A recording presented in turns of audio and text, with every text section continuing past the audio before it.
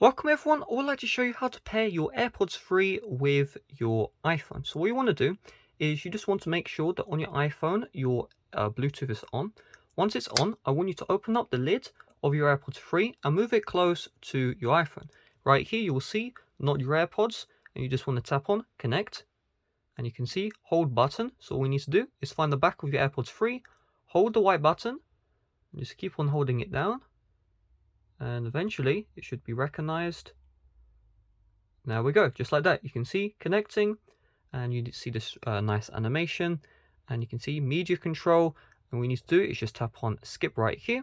Set up Hey Siri. You can choose whether or not to have that on. I'm just going to tap on not now, and I'm going to just announce calls and notifications, and boom, just like that, your AirPods are now successfully paired to your iPhone.